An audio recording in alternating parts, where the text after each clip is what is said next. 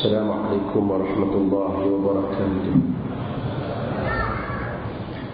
Alhamdulillah, nahmaduhu wa nasta'inuhu wa nastaghfiruh, wa na'udzu billahi min shururi anfusina wa min sayyiati a'malina. Man yahdihillahu fala mudilla lahu wa man yudlilhu fala hadiya lahu. أشهد أن لا إله إلا الله وحده لا شريك له وأشهد أن محمدا عبده ورسوله أما بعد. Hadirin dan hadirat yang dirahmati Allah Subhanahu wa taala. Hari ini kita sebenarnya ada tetamu Al-Fadhil Dr. Fadlan Osman, Pensyarah UKM dan juga pengurusi ulama muda UMNO, dan tentang ziarah saya. Ramai mungkin tak ada jumpa Ustaz Fadlan. InsyaAllah ada masa lagi kita akan minta Ustaz Fadlan sikit cakap dengan kita. Saya tengok ni ramai pelajar-pelajar master saya, ustaz-ustaz lulusan Azhar, UM, dan mereka dah buat master. Alhamdulillah, kita di IQ ni kita menerima sebanyak mungkin orang, selagi mana berusaha semua orang menyumbang sekadar yang dia mampu kepada Islam ini. Asas kita ialah berpegang pada Al-Quran dan Sunnah Nabi Sallallahu Alaihi Wasallam. Aqidah yang sahih, yang tidak bercampur dengan syirik, menegakkan tauhid, beribadah dengan ibadah yang sahih, yang tidak dicampur aduk dengan perkara-perkara yang diada-adakan, beribadah dengan nas dan dalil. Kemudian hidup di dalam muamalah ini bergantung ataupun berteraskan nas-nas umum Islam, kerana Islam tidak menghukum manusia di dalam kehidupan umum ataupun daily life, tapi manusia diberikan panduan dalam hidup ini. Kemudian di kalangan golongan yang nak kepada sunnah itu sendiri, kadang-kadang mereka berbeza pendapat dalam beberapa hal, namun teras mereka tetap kitab dan sunnah. Di sini di IQ ini kita menerima keluasan itu, kita menerima keluasan itu, dan kita berukhuwah di atas dasar itu. Dan kita macam mana kata Hasan al-Banna rahimahullah ta'ala, nata'awanu ala mattafaqna alaih wa nata'adzaru ba'duna ba'dah fima ikhtalafna fi. Kita ini bekerjasama dalam perkara-perkara yang mana kita sepakati, dan kita maafi dalam perkara yang kita berbeza. Yang penting insan dalam perjalanan hidup dia ini, perkara yang paling asas bagi orang yang datang mengaji dan belajar ilmu ialah soal hubungan dia dengan Allah Azza wa Jalla. Bukan soal fulan dan fulan, tapi soal dia dahulu, kemudian baru orang lain. Soal dia dahulu.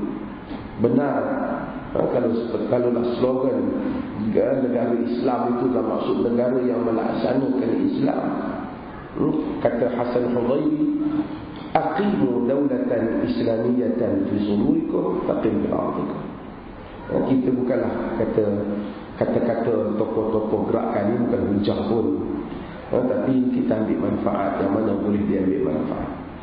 Tegakkan negara Islam itu di dalam dada-dada kamu, nescaya ia akan tertegak di tanah air kamu.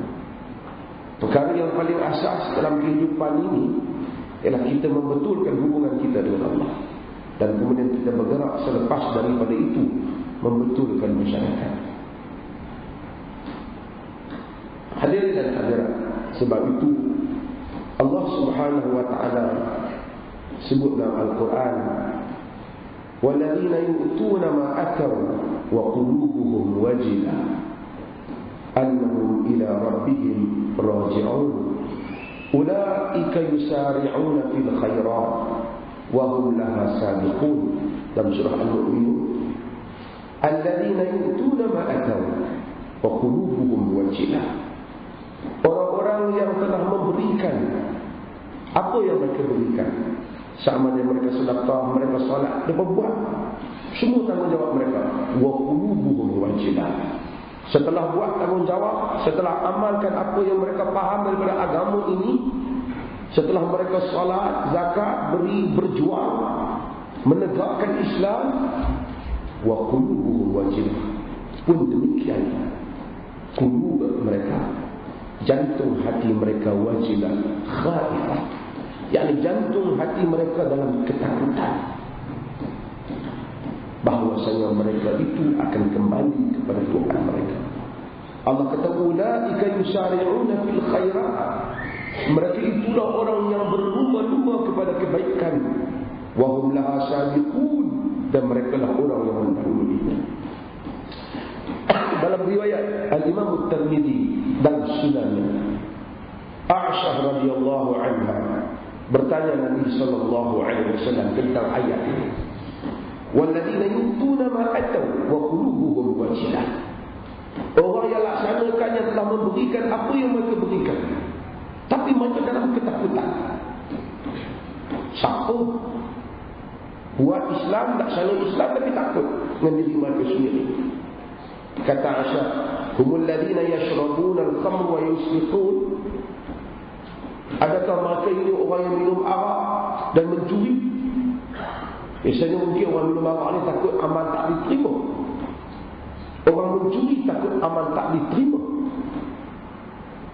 Tapi Nabi SAW kata, la ya bint as-siddiq. Bukan demikian, wahai anak as-siddiq, anak Abu Bakar Siddiq, Aisyah. Walakinnahum alladhina yusumun wa yusallun wa yatasaddaqun wa hum yakhafuna an la yuqbala minhum ulaika alladhina yusari'una fil khair. Tapi kata Nabi, orang yang puasa, orang yang sembahyang, orang yang sedekah, tapi mereka tu takut Allah tak terima amalan mereka, mereka itulah orang yang berlumba-lumba membuat kebaikan. Kalau kita ni dengan dosa, okey, aku sembahyang dah 5 waktu, kita tak termasuk dalam bayar.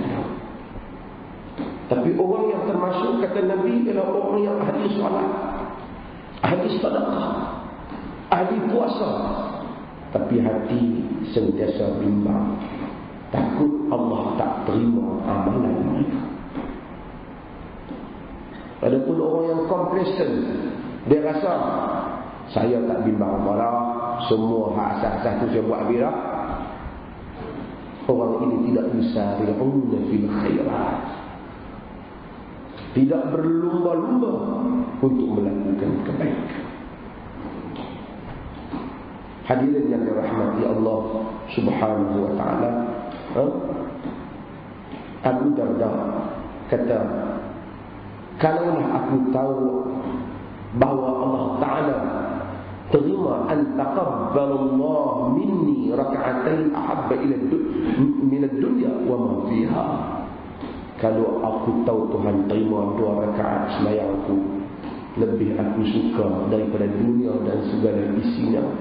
Kerana Allah kata, innama yataqabbalullah minal muttaqin, hanya Tuhan terima amalan orang bertakwa. Kalau aku tahu Tuhan terima, aku lebih seronok dunia daripada segala isinya pun tak boleh tanding. Kenapa? Kerana adalah ciri takwa. Ini nilai insan bila dia hidup di atas sunnah Nabi SAW. Bukan soal ikhlas, alhamdulillah ramai orang. Bukan soal amal, alhamdulillah amal ramai orang boleh beramal. Pastikan sunnah, kita dah berusaha. Ditanya, mengaji pun kita tanya apa dalilnya, apa dalilnya, di mana Nabi amalkan, ada hadisnya ataupun tidak.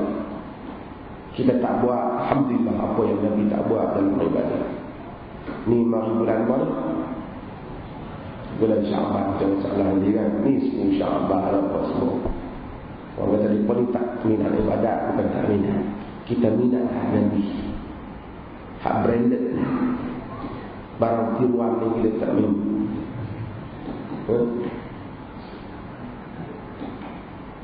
Kita nak yang mana Nabi amalkan. Alhamdulillah di sudut tu ramai pemuda-pemuda. Orang kita sekarang dah mula bertanya Nabi buat atau Nabi tak buat.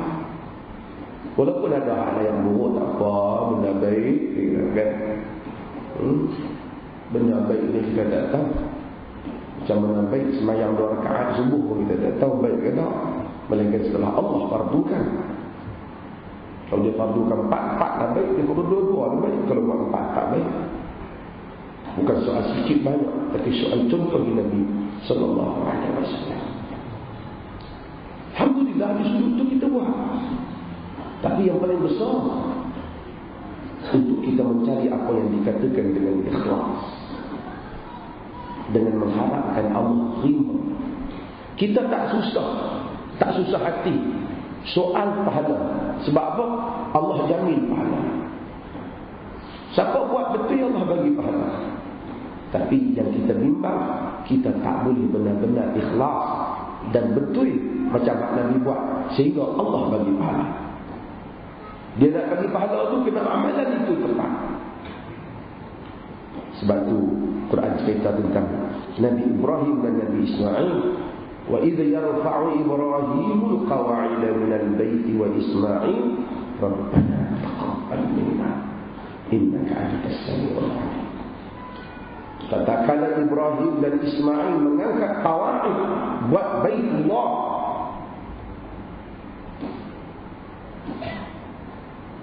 Rabbana taqabbal minna, wahai Tuhan kami, terimalah ibadat ini daripada kami. Kita asalnya siapa? Para Nabi lagi mengharapkan supaya amalan diterima. Mudah-mudahan Allah rahmati kita dalam hal ini. Abdullah bin Abi Mulaikah, dia menyatakan bahawasanya dia berjumpa dengan 30 orang di kalangan sahabat Nabi sallallahu alaihi wasallam. Kulluhum yakhafu an-nifaq 'ala nafsihi. Abdullah bin Abi Mulaikah ni tabi'in. Dia kata 30 orang sahabat Nabi yang berjumpa, semua mereka kata takut nifaq, takut munafik dalam diri. Semua. Kita tak munafik tu orang dalam. Semua takut. Takut zahirkan lain, hakikat iman yang lain. Nifaq. Dan ramai orang nifaq. Akhir zaman kita lagi tak tahu. Sebab itu dulu saya sebut, ada beza di antara pendakwah dan ahli politik yang tak ada pemikiran ataupun semangat dakwah. Pendakwah, dia kalau tengok orang politik contoh buat salah, dia tak setuju, dia marah dan dia akan betulkan. Kan dia marah tu marah daripada iman dia, marah kerana Allah. Dia bimbang kerana itu menentang Allah ataupun itu menyanggai arahan Allah. Bila dia tengok orang politik buat benda baik, dia seronok. Alhamdulillah, dia buat benda baik. Tapi ahli politik yang tak ada nilai ni, kalau dia tengok musuh politik dia buat benda jahat, alhamdulillah ada poin kita nak kata. Dia beza. Ada poin kita nak kata. Dia kira bagus punya dia dah silap, kita pukul. Ada beza. Kulluhum yakhafun nifaq 'ala nafsihi.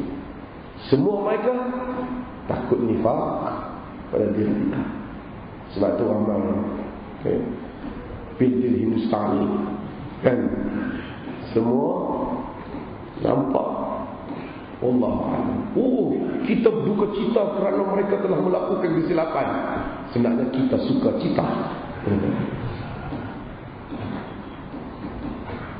Mudah-mudahan Allah pelihara kita. Orang dakwah dikritik, dia berikan ketegasan. Dia suka kalau mereka buat baik, tak kira di kalangan mana. Dia tak suka mereka buat salah. Dia memang betul tak suka. Kok dia kata ada peluang cantik, dia dah silap, orang dakwah tak ada. Kita nak tahu hati kita mukmin, kita pendakwah, kita ahli politik Muslim atau ahli politik yang tak ada iman, kita tengok yang ni. Tak apalah orang ada parti dan negara kita negara berparti. Tapi kalau kita ni saya nak menegakkan Islam, kita tengok musuh politik kita buat salah, kita rasa seronok kan, kita kata tak seronok. Kalau kita sebut dia tak seronok, hati kita seronok pada dia buat salah. Jadi poin kat kita nak ceramah ataupun nak hentam dah. Ini menunjukkan hati kita bukan hati darah. Mudah-mudahan Allah Subhanahu Wa Taala rahmati kita dalam hal ini. Berikutnya, ada banyak perkara yang kita kena tahu yang membatalkan amalan kita. Kita beramal banyak, sunnah-sunnah kita sebut, tapi banyak perkara yang boleh batalkan. Dan bukan saja sunnah, mana-mana saja orang, insya-Allah semua umat Islam ni di atas sunnah Nabi sallallahu alaihi wasallam. Tapi orang amal ada benda yang boleh batalkan. Perkara besar yang batalkan amalan orang apa dia?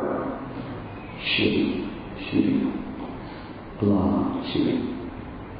Yang ini kena tegaskan. Kita orang masuk Islam, start masuk Islam, kita ajak apa? Patut ajak apa? Tauhid. Tapi sebahagian orang dia ajak apa? Tajwid. Sebab tu dia asyhadu an la ilaha illallah wa asyhadu anna muhammadar rasulullah. Dia baru masuk Islam, asyhadu la ilaha illallah. Oh tak okay. Kena panjang sikit. Asyhadu an, duduk betul tajwid betul. Biar dia tak faham makna pun, dia nak kira betul tajwid. Macam saya cerita kes. Satu kes 2 hari, 3 hari dia pergi masuk Islam tak boleh, pasal dia tak boleh nak sebut asyhadu an la ilaha illallah wa asyhadu anna muhammadar rasulullah. Dia kata sebut tak betul. Orang masuk Islam bukan dengan sebutan, orang masuk Islam dengan akidah. Dia sebutlah kalau dia boleh sebut. Tapi kalau dia tak boleh sebut tapi dia beriman dengan inti kandungan itu, dia mukmin. Sebab tu kita salah dalam banyak perhitungan. Di sudut akidah kita salah. Bila orang masuk Islam, akidah ni yang perlu kita ajar. Masuk Islam, kita belajar fiqh. Bab ambil wudu. Bab perkara-perkara pada menyatakan jenis-jenis air.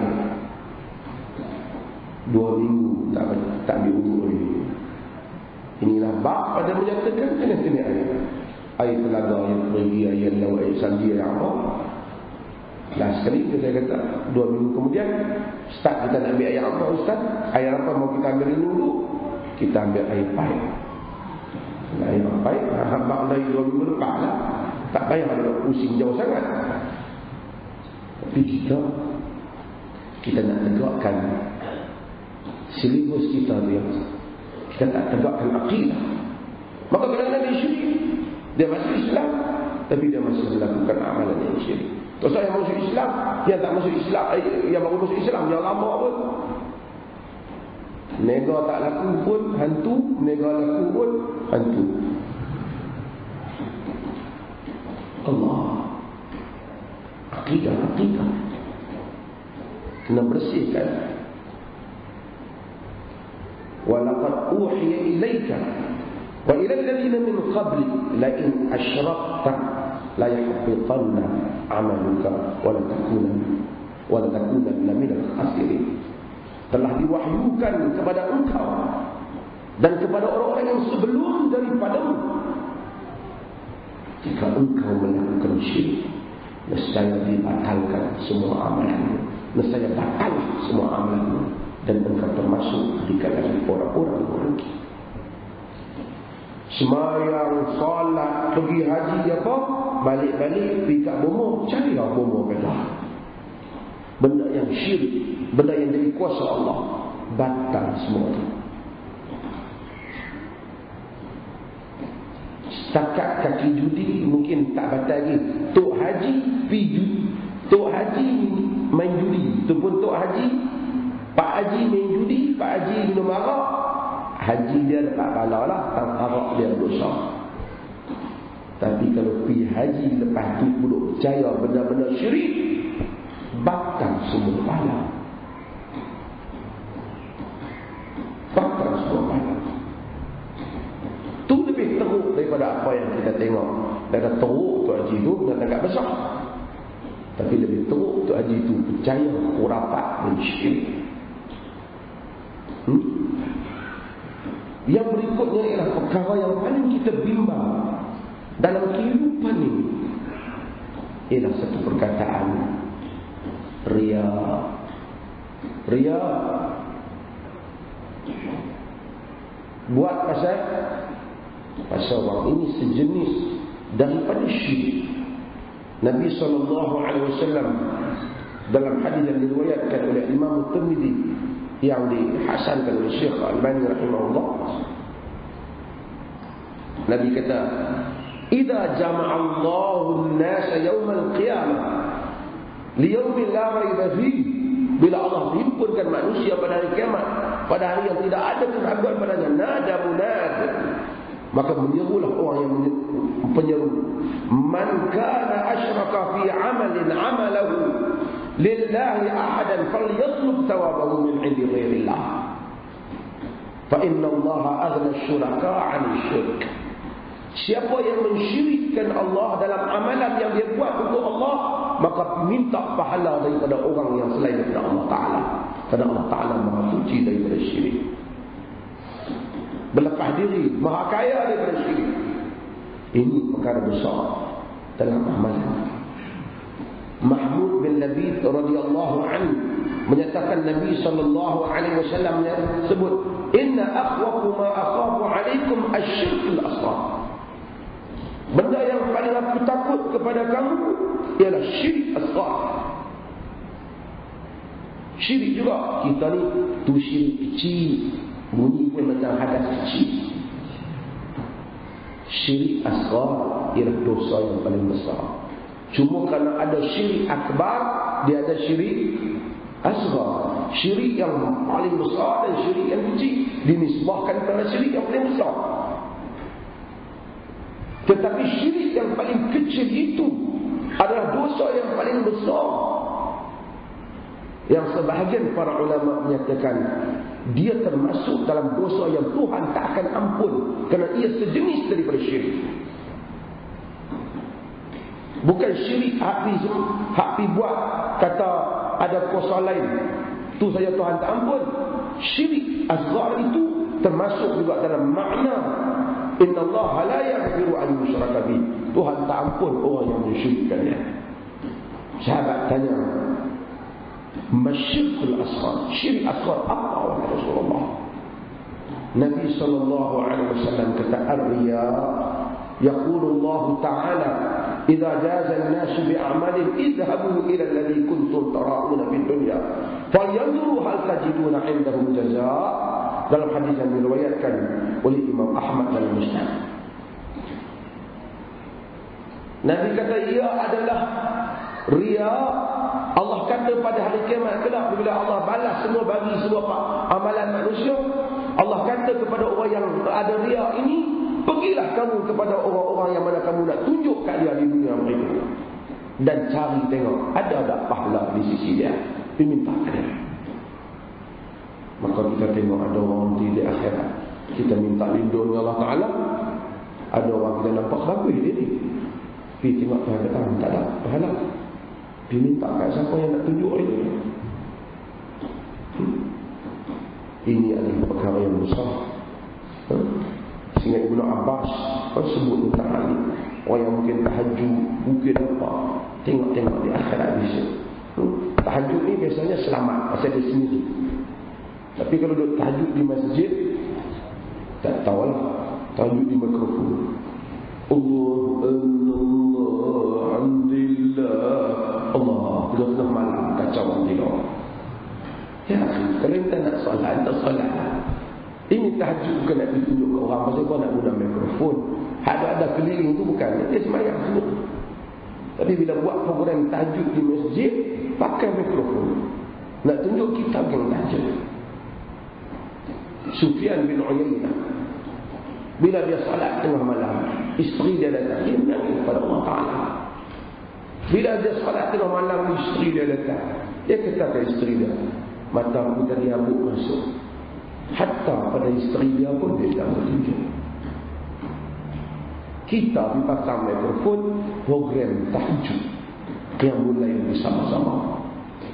Yang mulai bersama-sama tu saya tak artikan ada hadis Ibn Abbas di rumah Maimunah. Tapi sampai kacau orang sebelah, orang lain dan seumpamanya, bimbang termasuk dalam syirik asghar. Nabi kata, ala ukhbirukum bima huwa akhafu alaikum min al-masih ad-dajjal. Adakah kamu mahu aku bagi tahu kamu perkara yang lebih aku takut daripada masih ad-dajjal? Nabi kata, asyirkul khafi, syirik yang tersembunyi. An yaqumu rajul fa yusalli fa yuzayyidu salatahu lama yara min nazar rajul. Kata Nabi, bila satu orang bangkit salat, dia perelok sembahyang, dia nampak hebat kerana dia tahu orang nak tengok dia. Dan bila syirik khafi, aku lebih takut daripada Dajjal. Biasanya manusia kalau panjang salatnya, bila orang tak tengok dia tak terganggu. Tengah malam, sembahyang panjang, dia sujud lama, dia akhidat pun dia baca doa yang panjang-panjang. Lepas siapa pun tak ganggu, dia seorang. Kalau dia imam, ada beban makmum di belakang dia.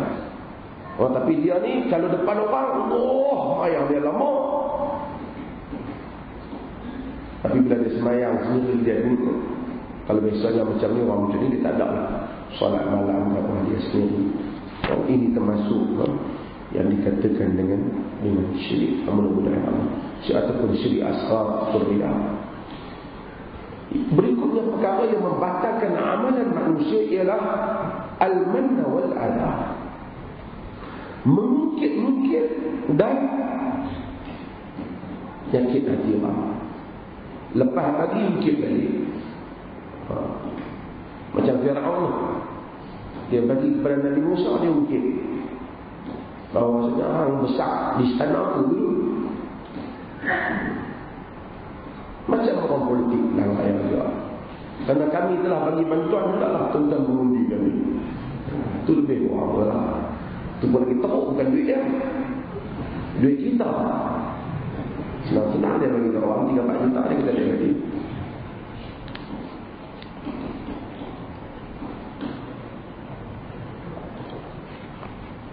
Ini apa? Uang pembayar cukai, kan? Kita sebab tu masalah lebih telus. Itu dia uang pembayar cukai.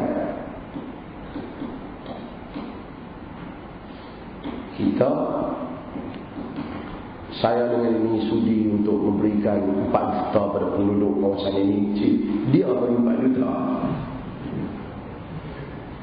Orang kampung kata, baguslah YB itu sekali. Sanggup dia bagi sampai 4 juta kat kita tu, bukan senang. Makcik ingat duit dia, duit makcik lah.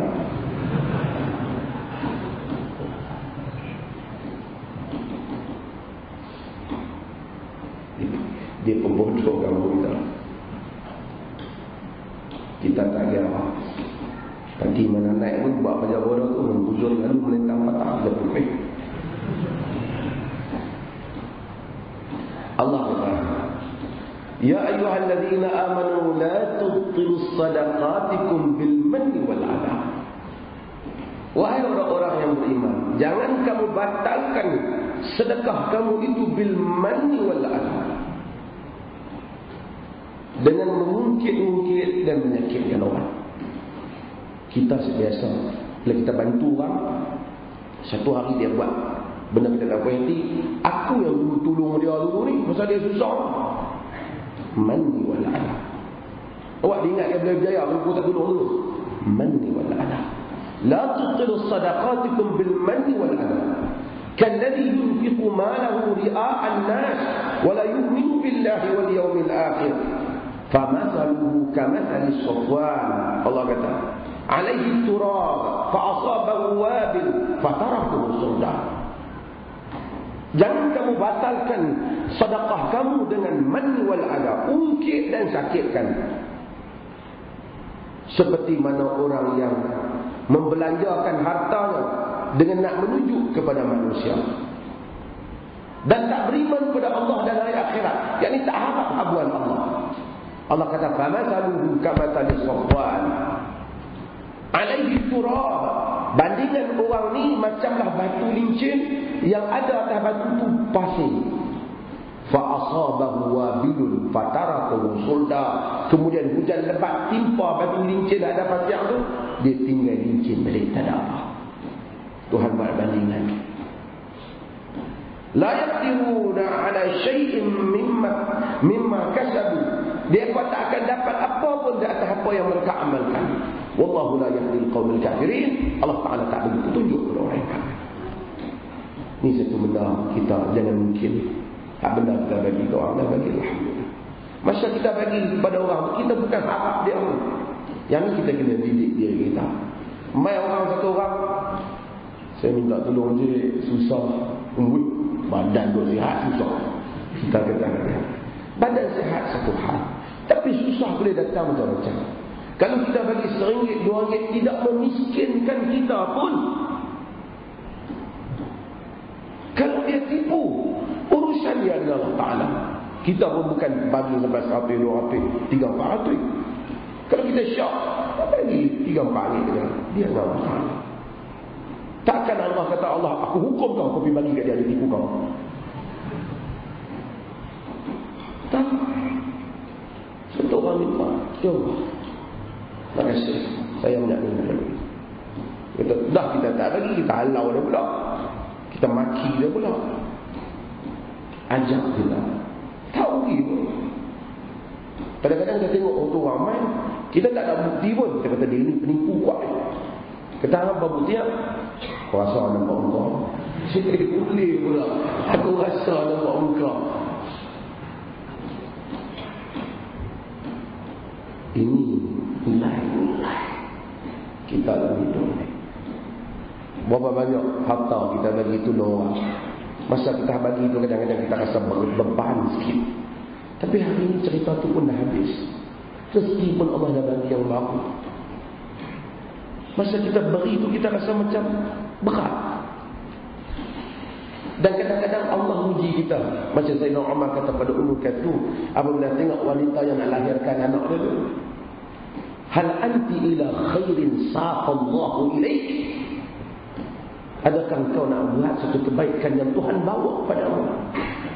Ummul Kalthum terima dan tolong jadi tok bidan keluarkan anak. Kadang-kadang Allah bagi. Orang tanya kita ada satu benda, orang nak minta tolong, kita tak boleh bagi banyak, kita bagi sikit. Tanda kita bagi. Tak apalah. Kadang-kadang kita clear benda tu memang untuk perjuangan, untuk menegakkan Quran, sunnah Nabi SAW.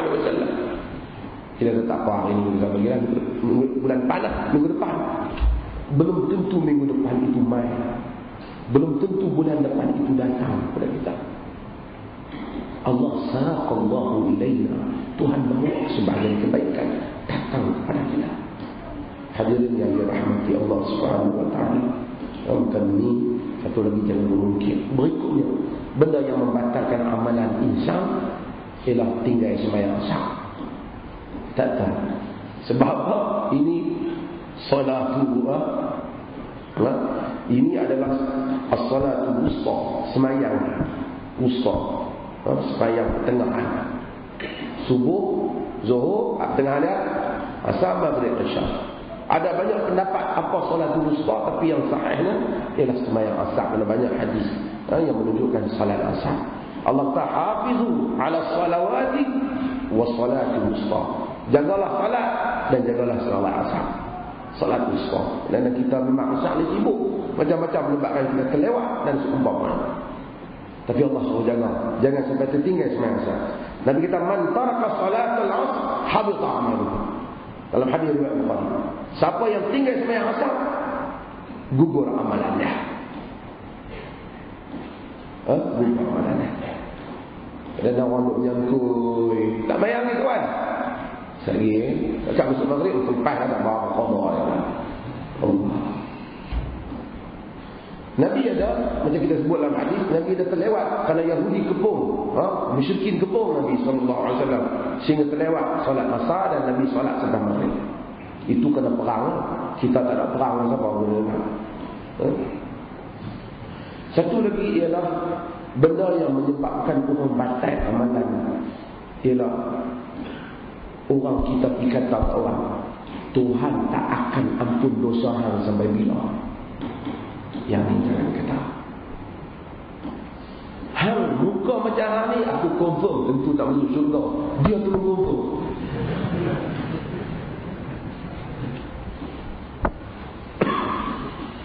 Dulu ada orang tulis, saya bukan bela Gus Dur, saya tak tahu kan dia mati dalam keadaan dia dengan Tuhan.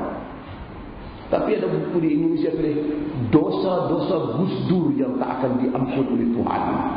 Tu dia. Jangan buat keputusan Allah Ta'ala. Jangan buat keputusan Allah Ta'ala. Dhamdham bin Jauz Al-Yamani, dia masuk ke dalam masjid. Dan Farawi dan Musyafiq sudah. Dia masuk dalam masjid. Satu orang panggil dia, ya Yamani. Dia tengok, siapa dia? Dia tak kenal. Abu Hurairah. Dia tengok satu orang tua. Lepas tu baru dia tahu Abu Hurairah kata, dia kata, la taqulur rajul atau la taqulanna lirajul, kau jangan kata pada satu orang, wallahi la yaghfirullahu laka abada wa la yudkhiluka Allahu al-jannata abada. Demi Allah Tuhan tak akan ampun kau, demi Allah Tuhan tak akan masuk orang dalam syurga. Jangan kata. Walaupun nasihat dia. Dia ni tabi'i, dia jumpa sahabat. Dia tak kenal Abu Hurairah mula-mula. Dia kata, man anta yarhamakumullah, yarhamakallah. Hang siapa? Tuhan rahmat hang. Qala Abu Hurairah, aku Abu Hurairah. Sahabat ni bagus, dia tak macam kita. Tengok orang masuk dalam masjid, dia tengok orang ni bagus, perlu nasihat, dia panggil mai pun nak nasihat. Kita sampai orang minta bagi nasihat, tak bagi nasihat pun. Kan? Sahabat ni dia tengok, dia panggil ya mami, ya mami, dia ya mami. Jangan kata orang ni. Patut Abu Hurairah cerita kat dia, bagaimana Nabi cerita ada dua orang kawan di kalangan Bani Israel. Seorang tu dia kata kat kawan dia, Tuhan tak akan ampun hang dan Tuhan tak akan masuk hang dalam syurga. Hak kata tu agak bagus. Hak yang dia kata tu memang kurang bagus sikit. Bila mati Allah Ta'ala kata, Allah suruh hak nampak apa bagus ni masuk syurga dia, dan apa rahmat dia dan sebab-sebabnya Allah Ta'ala tahu. Allah kata, seorang dia tak masuk syurga sebab hang telah melampau aku perkara yang menjadi hak aku menentukan rahmat kepada sesiapa, hang tolong putuskan. Yang mami ni kata, wahai Hurairah, kami ni orang Kadadang, orang Badui, orang Arab ni Kadadang cepat mulut berkelahi kata Tuhan tak ampun hang. Abu Hurairah kata, jangan kata. Aku dengar Nabi cerita seorang Bani Israel masuk neraka ke situ. Kita pun jangan berkelahi dengan dia balik ke, berkelahi politik ke, kata dia tu tentu dah tak masuk syurga. Jangan. Urusan syurga neraka urusan Allah Ta'ala. Kita habaq setakat hukum hakam Tuhan saja. Setakat hukum hakam Tuhan saja. Kita habaq hanya berdosa, yang tu dapat pahala. Habis macam orang tanya dia, habis kami ni habis buat bid'ah ni, dia yang kata dia mesti habaq buat bid'ah. Kita tak kata lagi kan. Habis kami yang buat bid'ah ni masuk neraka lah. Dan kita tak kata. Kita tak kata tu hampa duk pi habaq kata kullu bid'atin dhalalah wa kullu dhalalatin finnar. Semua bid'ah sesat, semua sesat masuk neraka. Hatu dah kami kata, hatu kawalah. Nabi yang kata, apa nak salah kami pula? Kita tak kata, habis kami jaga. Masalah apa kami tak tahu. Pertama, syurga pun Tuhan tak bagi kerja kami jaga. Neraka pun Tuhan tak bagi kuat. Yang tolong pilih-pilih nama mana nak tunggu Allah. Yang ni kan kami hanya bagi tahu. Siapa yang buat amalan pahala, tempat pahala menuju ke arah syurga. Buat dosa-dosa menuju ke neraka. Tapi dalam hidup insan, bukan satu amalan dia buat. Ada benda orang ni dia buat lemah macam ni. Dosa tang ni, pahala tang ni. Pahala tang ni, dosa macam ni. Tuhan timbang amalan insan dan selalu saya sebut, faman saqulat mawazinuhu fa huwa fi 'ishatin radiyah. Kami berkata, kalau berat timbangan kita, kita masuk syurga. Kurang timbangan pahala kita masuk neraka. Habis itu kami mana nak tahu? Kita pun kita tak tahu. Tapi kalau satu orang main tanya kita, saya ni memang ambil rasuah, tapi saya sedekah, saya ada buat masjid juga. Macam mana rasuah saya okey? Takkan kita nak kata rasuah okey, rasuah tak okey lah. Habis masjid, pahala masjid Tuhan timbang bagi pahala masjid. Masjid dengan duit, dengan ikhlas. Dosa rasuah Tuhan timbang dosa rasuah. Kalau berat dosa rasuah, masuk neraka. Kalau berat pahala buat masjid, buat ikhlas ke apa, masuk surga. Sama orang tak pakai tudung, orang pakai tudung, orang berzina, orang minum arak. Kita hanya memberitahu dosa dan pahala. Urusan surga neraka, urusan Allah Subhanahu wa taala. Hadirin dan hadirat, saya kita nak pulang dengan hadis kita, saya baca hadis kita yang terakhir. وعن جابر رضي الله عنه وعن رسول الله صلى الله عليه وسلم قال غط الإناء وأوكئ السقاء وأغلق الباب وأطفئ السراج فإن الشيطان لا يحل السقاء ولا يفتح الباب ولا يكشف إناء فإن لم يجد أحدكم إلا أن يعرض عليه إنائه عودا فليذكر اسم الله فليفعل ويذكر اسم الله فليفعل فإن ويسقى تضرم على أهل البيت بيته. رواه مسلم.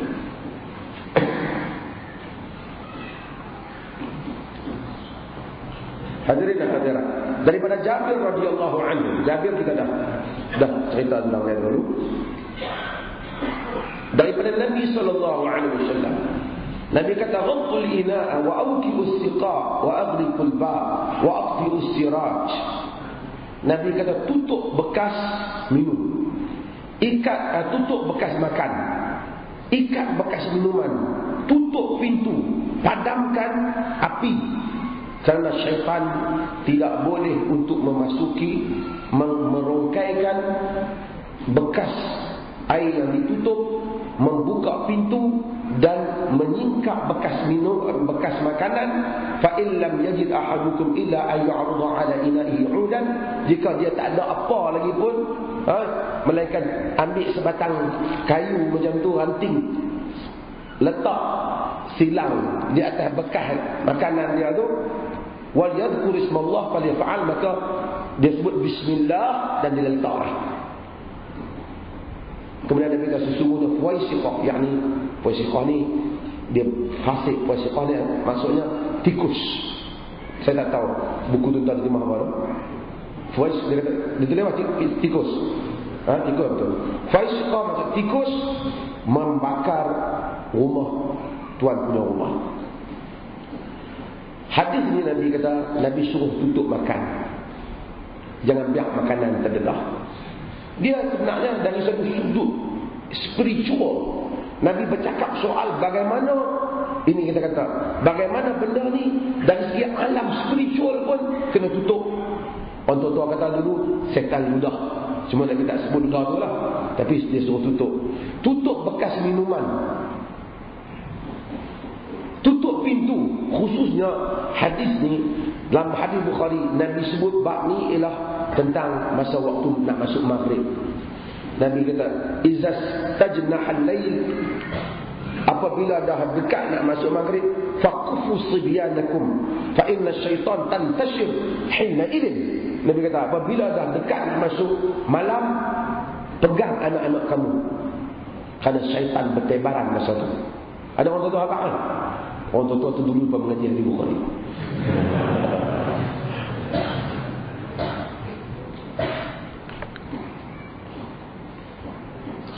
Nabi suruh tutup, terutama masa tu tutup.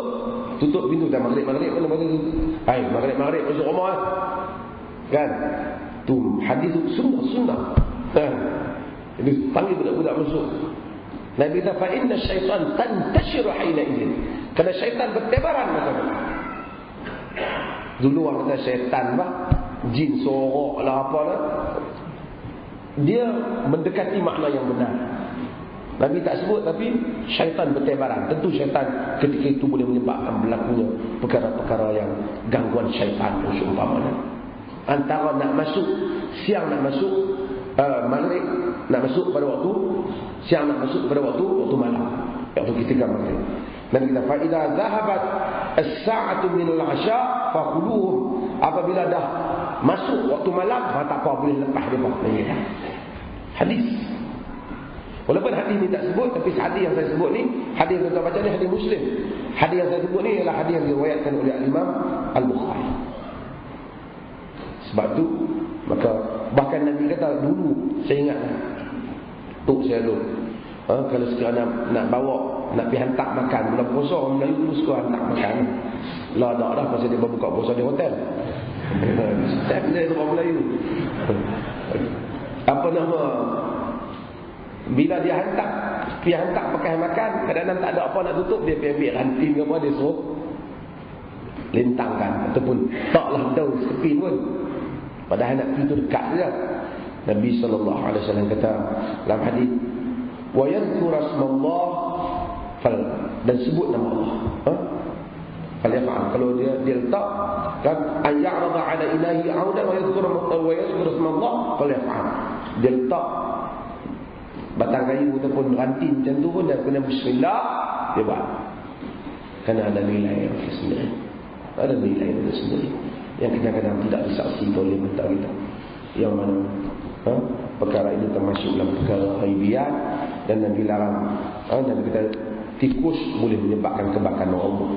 Nabi ni cakap banyak benda, masalah environment, menjaga kemaslahatan orang, kemaslahatan awam. Dan saya sebut tentang padamkan api itu bagi yang tak datang kuliah itu.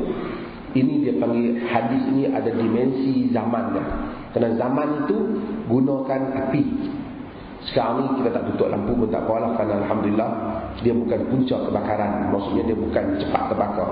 Nabi suruh bila nak tidur, padamkan api pada zaman dulu. Kalau tidak, api ni ditumpah, terbakar rumah dan seumpamanya. Dan kita boleh ambil iktibar.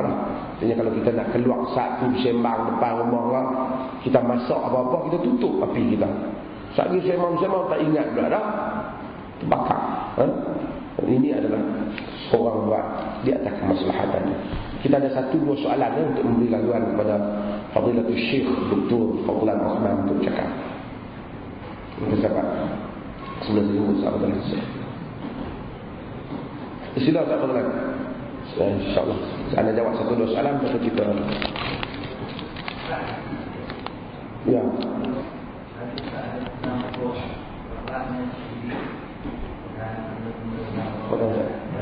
Ya.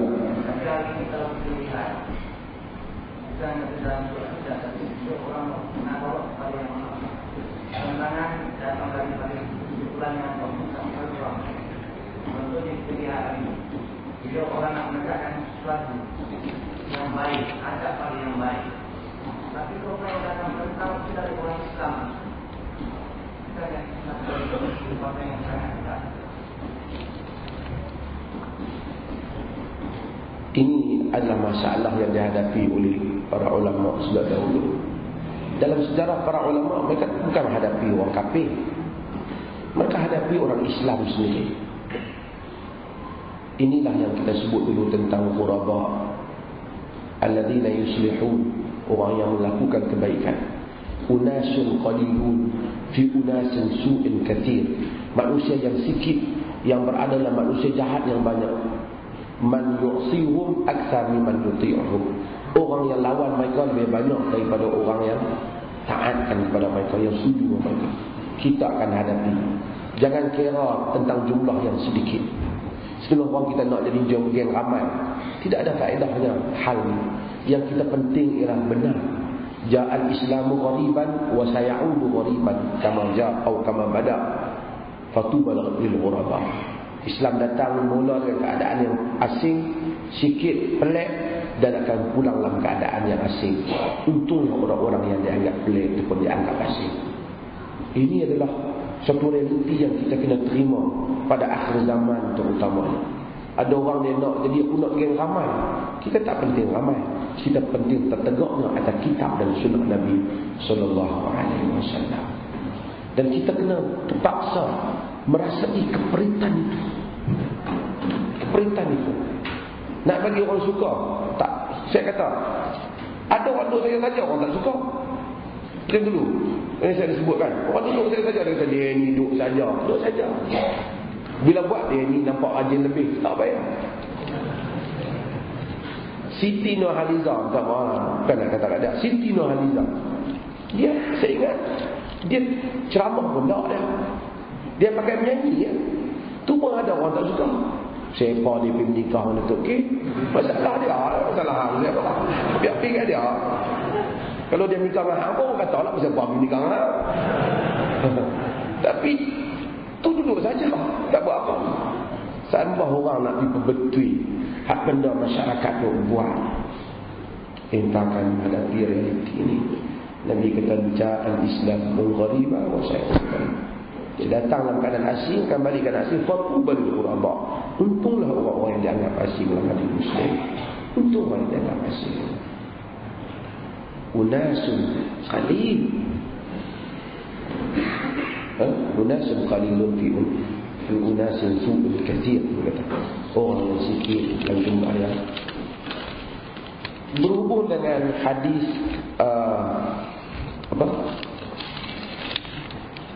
tentang tahiyatul bait tawaf. Tahiyat Masjidil Haram itu, Baitullah itu tawaf. Maksudnya bagi orang yang pergi umrah, bila masuk dalam masjid tak perlu tahiyat masjid, tawaf. Hadis ini sebenarnya la aslalah, tidak ada asal bagi hadis ini. Sebab orang bila dia pergi umrah, orang kata kat dia dalam taklimat haji dia kata Masjidil Haram ni tak ada tahiyatul masjid, tawaf dia.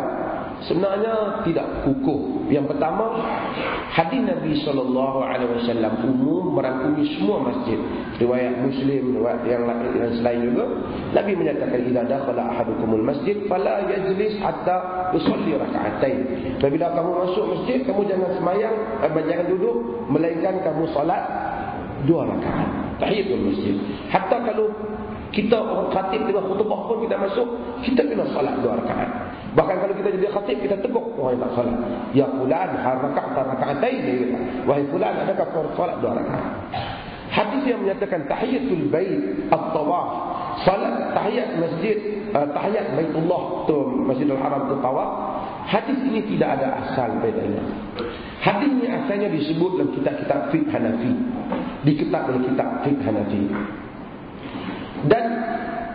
Dan mazhab Hanafi ini, walaupun satu mazhab Islam yang kita hormat dan sayang, dia beza sikit dengan mazhab lain. Tak banyak ahlul hadis di kalangan mazhab Hanafi. Walaupun kemudian muncul di kalangan ulama-ulama India, tetapi dia tak banyak ahlul hadis di kalangan ulama-ulama Hanafi. Sebab itu antara hadis muhaddis dia yang masyhur, yang hebat, dia di kalangan mazhab Hanafi, iaitu Al-Imam Az-Zailai. Dia telah mentahqiqkan kitab Hidayah. Oleh kerana kitab ni, kitab mazhab Hanafi, hadis ni guna mazhab Hanafi. Bila Imam Zailai sebut tentang hadis ni, dia kata hadis ni gharib. Padahal hadis ni bukan gharib. Hadis ni sebenarnya tak ada asal. Imam gharib ni asing, pelik. Asing dalam ilmu hadis, ni Ustaz Fadlan hadis. Asing dalam ilmu hadis boleh jadi asing tu sahih, boleh jadi pelik, nama dia asing.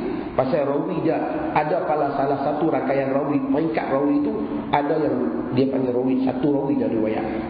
Dia kadang kata misalnya seorang sahabat, 1, 3, 7, 4, dia tu pecahan, ini ilmu hadis. Dia tu kadang-kadang 2, 1, 5, 6. Ini dia panggil sanad rangkaian rawi. Ni pelajar-pelajar saya ni master hadis ni. Mereka ambil saya, mereka kata gharib, sebab tu ada gharib mutlak, gharib nisbi, gharib yang sahih dan gharib yang dhaif. Yang penting ialah dia kata gharib. Hadis ini bukan gharib. Hadis ini tidak ada asal. Tapi Imam Zala'i barangkali dia nak bersopan dengan ahli-ahli mazhab Hanafi. Dia kata macam tu, walaupun sepatutnya dia kena terus terang. Seperti mana Al-Imam Al-Hafiz Al-Iraqi yang meninggal pada tahun 46, yang telah apabila mentakhrijkan Ihya Ulumuddin, bila hadis tu memang tak ada, kadang-kadang dia nak bersopan sikit dengan Imam Ghazali, dia kata la ajid lahu asla, aku tak jumpa punca hadis ni. Dia sebenarnya hadis tu bukan hadis tu ada dalam Ihya tu, tapi dia Ihya Ulumuddin tu, kerana banyak dalam hadis Ihya Ulumuddin itu tidak sahih. Jadi Imam juga ada hadis yang sahih, banyak juga hadis yang sahih, sebahagian yang dhaif, sebahagian yang hasan, tapi banyak juga yang tidak sahih. Dia Imam Hafiz Al-Iraqi dia ringan bahasa. Jadi hadis ni tidak ada asal lagi. Ni belajar saya tolong takhrij hadis tu. Untuk pasal yang ni dibaca oleh sebab orang yang nak pergi haji dan umrah ni banyaklah ustaz-ustaz kita tolong baca hadis tu. Bolehkah isteri meminjam duit kepada suami untuk mengerjakan umrah atau haji ataupun balik nanti bayar balik? Boleh. Seseorang yang tak cukup bekalan, tak cukup duit, dia tidak wajib pergi haji. So dia tak payah buat pinjaman. Dia tak cukup, dia tak mampu. Tapi kalau dia hakikatnya mampu, zaman sekarang tak macam zaman dulu. Cuma oleh kerana proses pemberian gaji tu kita mampu, tapi dia tak main segelup. Kita sebenarnya mampu, tapi kita ambil dahulukan dan memang kita mampu untuk bayar balik. Kita boleh dikategorikan dalam mampu lah. Kita boleh pinjam daripada isteri kita. Ulama-ulama fiqh berbeza membahaskan masalah ni. Kalau isteri bagi duit kat suami, oleh kerana isteri tidak wajib infak, membelanjakan harta rumah tangga. Ar-rijalu qawwamuna 'ala an-nisa' bima faddala Allah ba'dahum 'ala ba'd wa bima anfaqu min amwalihim. Kerana suami membelanjakan harta. Kalau isteri bagi duit, suami kata, ni minta maaf ni kat isteri dia, minta maaf saya ni tak balik ni 2 hari ni, habis tu ni duit belanja tak tinggal, tolong belanja dulu. Bila dia belanja tu, dia belikan, dia balik, dia boleh minta balik daripada suami dia. Dan suami dia wajib bayar. Kerana bukan menjadi tanggungjawab isteri membelanjakan rumah, harta membelanjakan makan untuk dia dan anak-anak. Wajib bayar. Maka sebab tu sekalipun isteri kerja, dia tak nak, you dah ada gaji, tolonglah bayar saya rumah dengan lauk. Tak boleh. Kalau suami ke isteri dia tak nak bayar, dia tak boleh paksa. Dia wajib bayar. Allah memfardukan hal itu kepada dia. Memfardukan hal itu kepada dia. Sebab itu dia jadi suami. Kalau tidak, dia duduk di rumah, isteri dia kerja, dia bela anak, dia menyusukan sekali. Mudah-mudahan Allah Subhanahu Wa Taala rahmati kita semua. Tuan-tuan tunggu sekejap malam ni, yang takut kita tak ada makanan walaupun ringan. Saya mempelawar semua orang yang ada sini, penaja-penaja yang hebat-hebat ni, tiap-tiap minggu boleh tajam makan kan? Dan saya dengan ini menjemput Fadilatul Ustaz Dr. Fadilat Osman. Kita di IQ ni Ustaz macam-macam. Ni ada ni, PAS ada, UMNO ada, keadilan ada, keadilan ada, DAP dan macam-macam. Tapi insyaAllah mereka semua iktifaq ala sunnah Nabi SAW. Dan insyaAllah kita terima nasihat yang baik kepada sebahagian tetamu kita dengan segala hormat dan dipersilakan.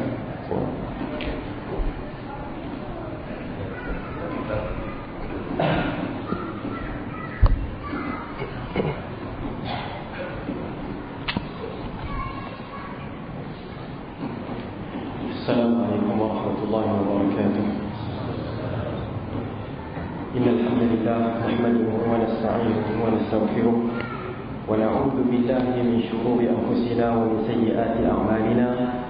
Man yahdihillahu fala mudilla lahu wa man yudlil fala hadiya lahu. Wa ashhadu an la ilaha illallah wahdahu la sharika lahu wa ashhadu anna Muhammadan 'abduhu wa rasuluh. Amma ba'd. Alhamdulillah, kita bersyukur kepada Allah Subhanahu Wa Taala kerana kita telah pun mendengar bicara kata daripada Fadilatul Syekh Dr. Asri. Sebenarnya saya datang di sini, tujuan saya hanyalah untuk minum kopi sahaja dengan Dr. Asri. Tapi entah macam mana dia paksa saya cakap. Jadi saya tak tahulah. Semoga paksaan ini diterima oleh Allah Subhanahu Wa Taala. Alhamdulillah, di awal kata-kata Syekh Asri tadi disebutkan beberapa perkara yang penting, iaitu berkenaan dengan tauhid. Bagaimana kita semua bersatu di atas menegakkan tauhid dan juga bersatu di atas menegakkan sunnah Nabi SAW. Dan ada juga disentuhkan sedikit tentang perbezaan yang berlaku. Jadi saya ingin memanjangkan sedikit perbincangan tersebut, memandangkan di kalangan kita ada yang biru, ada yang hijau dan biru muda. Tetapi apa yang pentingnya ialah kita berusaha seraya upaya untuk menegakkan Islam yang dibawa oleh Nabi SAW. Pertama sekali, saya ingin membacakan beberapa dalil, kemudian membincangkannya dalam konteks ikhtilaf, perselisihan yang wujud di kalangan kita. Allah Azza wa Jalla telah berfirman, Ya ayyuhalladzina amanu kunu qawwamina lillahi syuhada'a bil qist wa la yajrimannakum syana'anu qaumin 'ala alla ta'dilu i'dilu huwa aqrabu littaqwa wattaqullaha innallaha khabirun bima ta'malun. Wahai orang-orang yang beriman, hendaklah kamu semua sentiasa menjadi orang-orang yang menegakkan keadilan kerana Allah, lagi menerangkan kebenaran, dan jangan sekali-kali kebencian kamu terhadap sesuatu kaum itu mendorong kamu kepada tidak melakukan keadilan. Hendaklah kamu berlaku adil kepada sesiapa jua, kerana sikap adil itu lebih hampir kepada takwa. Dan bertakwalah kepada Allah, sesungguhnya Allah Maha mengetahui dengan mendalam akan apa yang kamu lakukan. Ayat ini jelas menunjukkan kepada kita, kadang-kadang bahkan banyak masa kita tidak serasi dengan orang yang ada di sekeliling kita ataupun yang berada jauh daripada kita. Mungkin kita sama dari sudut akidah, mungkin juga kita sama dari sudut ittiba' terhadap Nabi SAW. Tetapi keahlian parti kita mungkin berbeza. Dengan itu pasti akan wujud beberapa perkara yang tidak menyenangkan hati kita apabila kita melihat seseorang itu yang datang dari parti-parti tertentu ataupun dari pemikiran-pemikiran tertentu, manhaj-manhaj tertentu. Dalam sunnah pun ada banyak manhajnya. Ada salafi yang ori, ada salafi yang tak ori, ya. Ada yang ori, ada yang syadid, ada yang salafi qardawi pun. Jadi itu antara yang disebut oleh orang. Saya tak sebut, saya hanya menukilkan sahaja. Di sini ingin saya cuba berusaha bersama tuan-tuan dan puan sekalian melihat kepada ayat ini sebagai satu garis panduan yang diberikan oleh Allah Azza wa Jalla. Kalaupun kita tidak suka kepada seseorang, kita ada benci sedikit kepada seseorang atau mungkin banyak, kita hendaklah berlaku adil. Cara berlaku adil mudah saja. Rujuklah kepada Al-Quran, tengoklah kepada hadis Nabi SAW. Apa yang kita ambil daripada situ, kita nyatakan hukumnya sebagai contoh. Kemudian kita tengoklah kumpulan kita. Kalaulah kumpulan kita itu beraliran yang tertentu, sama ada partinya ataupun manhajnya, metodologinya sedikit berbeza daripada yang lain, sekiranya apa yang kita dapati itu tidak sesuai dengan sebahagian daripada orang kita, kita tetap kena mengatakan itu salah. Contohnya hukumnya adalah haram, contohlah. Okay? Jadi kalau ada orang kita yang buat tetap haram, ada orang yang dari kumpulan lain yang sedikit khilaf dengan kita buat begitu, kita tetap mengatakan haram. Sebagai contoh yang terdekat, Sabtu lepas ada perbincangan sedikit dengan antara saya dengan Fadilatul Syekh Dr. Asri berkenaan dengan demonstrasi. Dah tengok kot agaknya kan dalam internet ada, ya. Kita dapati dalam perbincangan tersebut ada dua pandangan. Pertama mengatakan demonstrasi lebih kepada haram. Yang kedua mengatakan demonstrasi itu lebih kepada harus ataupun halal. Okay. Jadi dalam bagi panel yang mengatakan demonstrasi itu haram, adalah ditanya kepadanya, adakah ini haram bagi pihak yang menentang kerajaan saja? Dan jawapannya ialah tidak. Demonstrasi itu tetap haram bagi pihak yang menentang kerajaan dan juga bagi pihak kerajaan. Ya, kalau ada di kalangan pihak kerajaan yang ingin melakukan demonstrasi dan boleh menyebabkan kepada keburukan, kehancuran, maka hukumnya adalah haram, tetap sama sahaja. Ya, sama ada pemuda ataupun pada pendukung pada bangsa Melayu ataupun yang inginkan keadilan dalam mengundi suara. Jadi itu satu benda yang saya rasa jelas pada kita semua yang ingin memartabatkan al-Islam dengan mengembalikan kefahaman ataupun amalan menurut apa yang dibawa oleh Rasulullah sallallahu alaihi wasallam. Yang kedua, sikit saya ketiga empat saja yang ingin saya ingatkan diri saya, tuan-tuan dan puan-puan sekalian, ialah berkenaan dengan sangka baik. Ya ayyuhalladzina amanu ijtanibu katsiran minadh-dhann inna ba'dadh-dhanni itsm. Wahai orang-orang yang beriman, jauhilah kebanyakan dari sangkaan, supaya kamu tidak menyangka sangkaan yang dilarang, kerana sesungguhnya sebahagian dari sangkaan itu adalah dosa. Apa yang boleh kita ambil daripada ayat ini ialah sangkaan secara majoritinya perlulah ditinggalkan. Okay? Sangka buruk ditinggalkan. Tetapi sedikit daripada sangka buruk mungkin tak ada masalah. Di sini kalau kita kenal seseorang tu, kita kenal dia mungkin macam, yalah saya tak nak sebenarnya. Saya jangan terpaksa macam mana kan? Sebenarnya saya nak ingin hanya diperkenalkan sebagai pensyarah UKM, tetapi Ustaz Astri berkeras juga kan. Walaupun beliau sebenarnya moderate, tapi tadi dia agak berkeras sikit dengan saya. Mengatakan yang dia memperkenalkan saya sebagai pengurusi sekretariat Ulama Muda UMNO. Jadi sebabkan benda itu dah disebut, maka kita pun ialah alang-alang celup kasam kan. Biar sampai habis ya. Jadi sangka baik. Kalau kita telah mengenali seseorang itu, kita dah kenal dia sebelum dia mengisi borang, sebelum dia buat apa-apa, kita dah kenal dia sebagai seorang yang baik, alhamdulillah. Okey, tanpa memuji sesiapa lah. Tiba-tiba dia masuklah satu parti ataupun satu kumpulan yang kita tak berapa. Kita sebut parti lah senang. Dia masuk satu parti yang kita tak berapa suka dengan parti tersebut. Banyaklah sebab kan. Mungkin kerana kita dengar banyaknya sifat kronisme dalam parti itu, ataupun banyaknya sifat melaungkan apa yang tidak diamalkan dan sebagainya. Tak apalah, yang pentingnya kita kenal dia. Kita kenal dia. Tidak wajar sebenarnya bila kita tengok selama katalah 10 tahun kita kenal dia sebagai seorang yang baik, alhamdulillah, wala nuzakki 'ala Allahi ahada, tanpa memberi tazkiyah yang berlebihan yang mewakili Allah. Tiba-tiba kita nampak seolah-olah dia masuk satu parti yang kita tak setuju. Adalah tidak wajar. Kita melabelkan dia sebagai munafik. Dan itulah yang berlaku pada boleh sama. Dalam satu kelas adalah seorang mengatakan, ada di kalangan jamaah yang ustaz, kami tahu ustaz mendukung sunnah kan. Tetapi ada di kalangan jamaah yang bila melihat ustaz menjadi biru, dia telah mengatakan ustaz telah menjadi munafik. Saya mendengar soalan tu, saya tenang saja, alhamdulillah.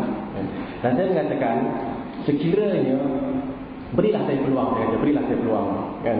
Sekiranya saya akan berubah selepas mengisi borang dan mengiklankan itu, selepas saya berubah, selepas isi borang mengiklankannya, sekiranya saya berubah, maka teruskanlah, hukumlah saya sebagai munafik.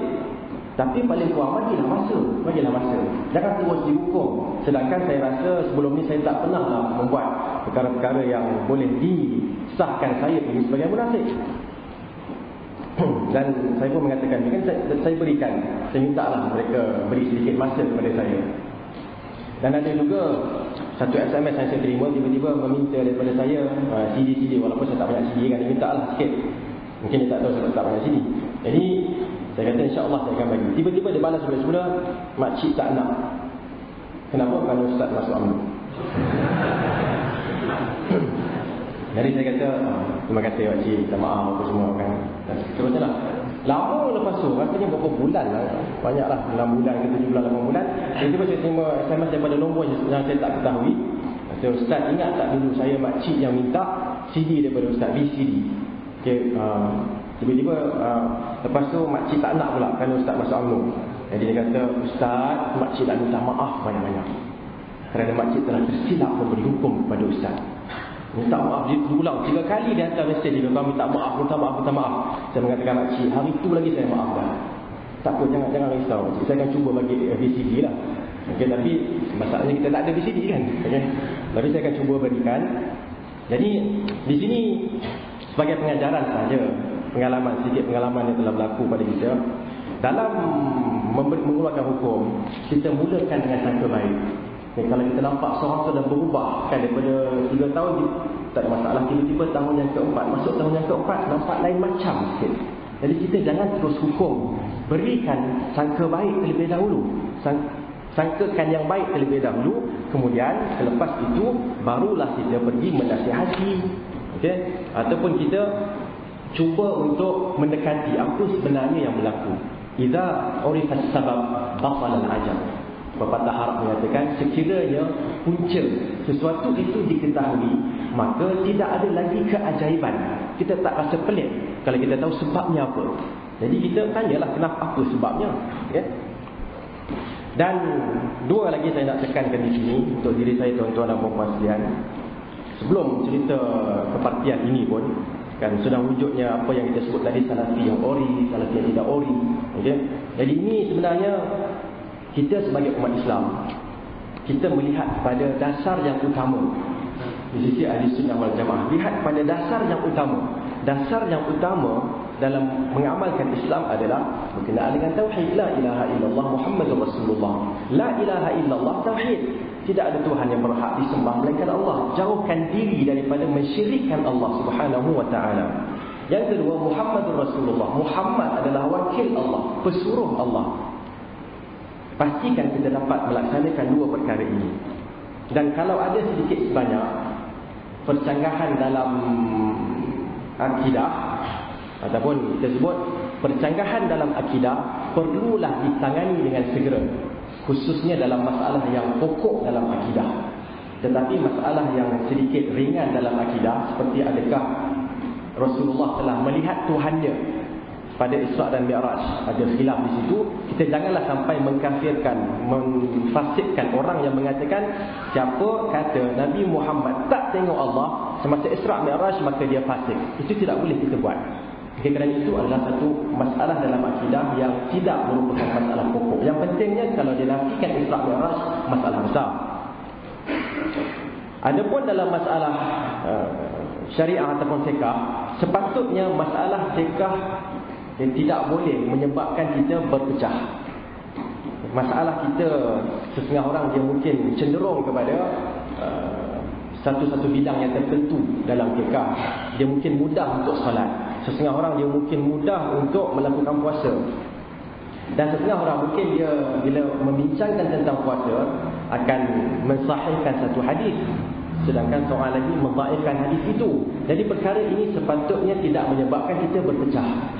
Okay, ini saya cerita kerana kita nak menangani dua perkara. Satu, era sebelum kemasukan 40 orang itu ke dalam parti UMNO. Okay. Yang kedua ialah era selepas itu. Okay. Jadi era selepas itu telah selesaikan. Era yang sebelum itu masih lagi ada sampai sekarang ni pun. Kadang-kadang kita tengok seorang tu, kita rasa dia ni tidak berapa ori, kan? Kita tak berapa nak suka dengan dia. Dia bagi salam pun kita jawab lebih kurang sahaja. Kan, tapi kalau yang ori datang, masya-Allah kan.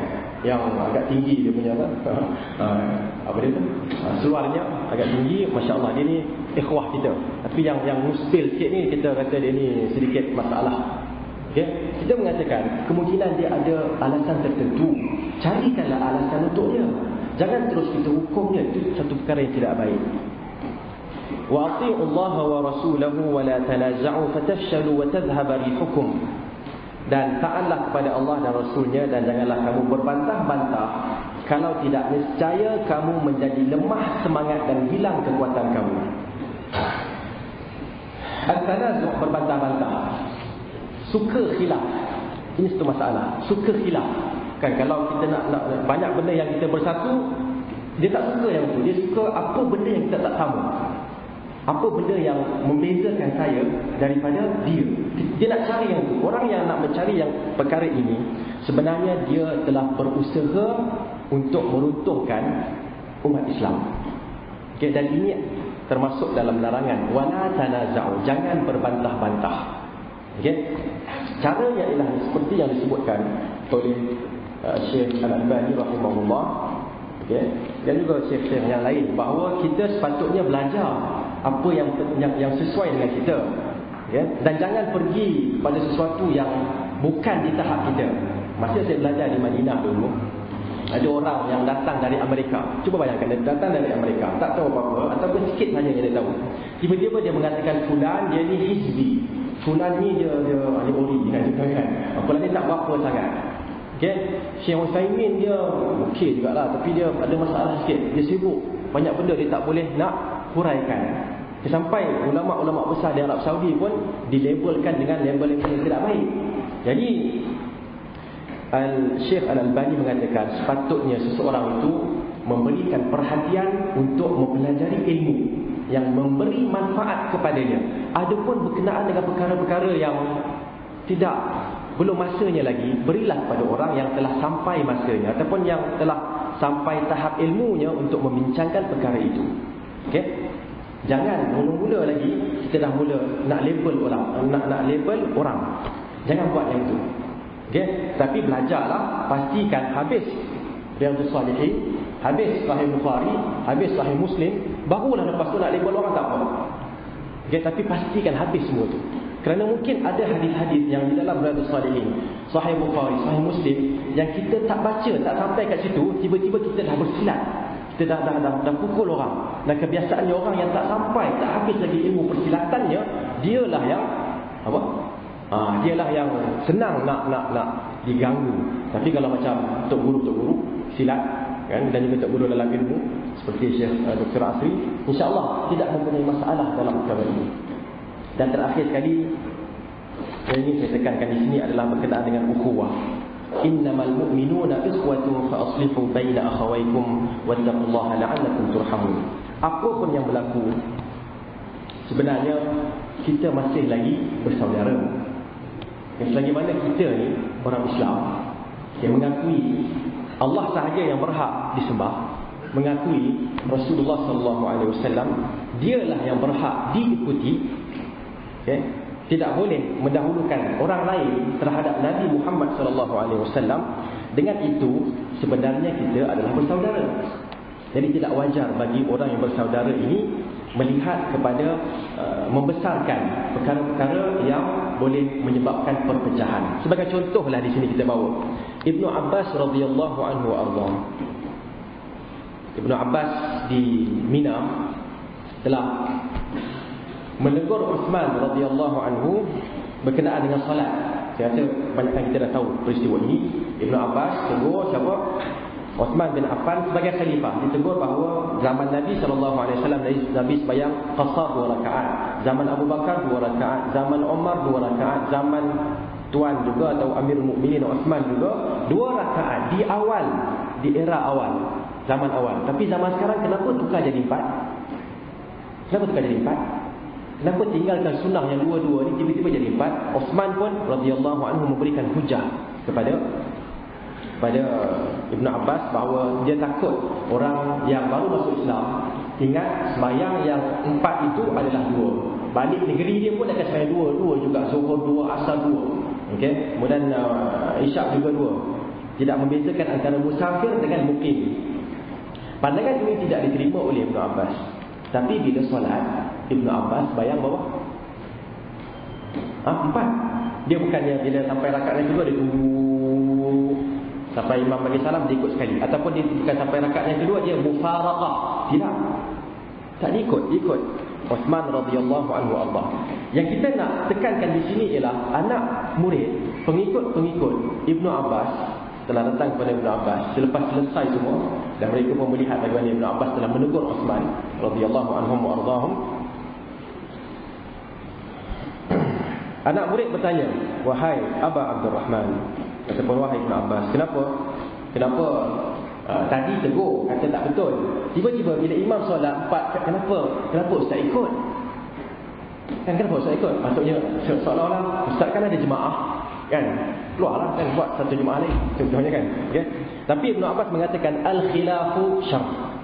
Perbezaan ataupun perselisihan itu adalah keji. Satu benda yang tidak baik, yang dimurkai oleh Allah Subhanahu wa taala. Walaupun nampak kecil je, 4 rakaat dengan 2 rakaat, tetapi sekiranya perkara itu menyebabkan berpecah, meneruskan perselisihan yang akhirnya akan menyebabkan perpecahan, itu adalah satu keburukan dan itu adalah satu dosa yang perlu kita hindari.